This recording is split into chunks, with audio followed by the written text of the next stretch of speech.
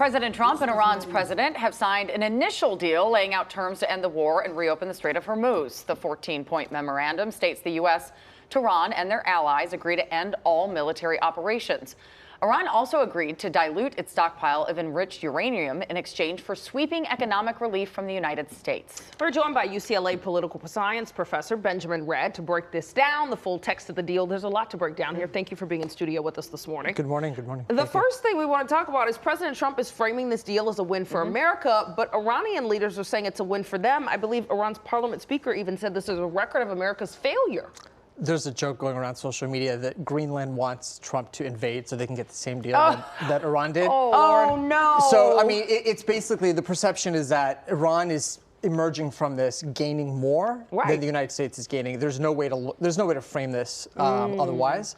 And I think that is what members of Congress we've heard coming to terms with, and the broader international community that's looking at this and saying, what did the U.S. get for this effort? Right. Well, and it's not just Democrats saying that. There's Republicans came out this morning and said, what is this? And there's 14 points to the deal. I see you've got it here. I've got it. There's 14 points. So there's 5 of them that go into effect basically as of yesterday when President Trump signed. And the concern is basically what is being released. Everyone's talking about a certain amount of money, right? $300 million we've heard tossed around. Right. There is there are funds that will be released. The question is, Reuters saying it's $25 billion, half of which will be as of today. The other half will come within 30 days.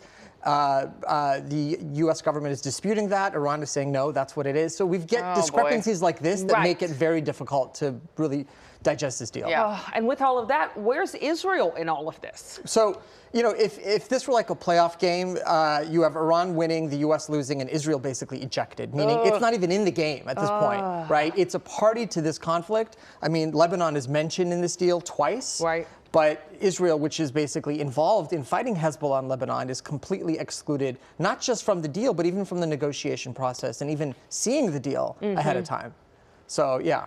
Doesn't this just strengthen Iran's argument that they are a world power here and have some dominance? If not a world power, that they stood up to a world power, not only survived, but actually emerged with a better position in some ways because they now have some sovereignty to the Strait of Hormuz that they didn't have before. So what's the argument then going into the midterms as to what the point of even starting this war was? So one argument the president could make is that Iran's nuclear capability has been diminished, its defenses have been diminished, its military has been decimated.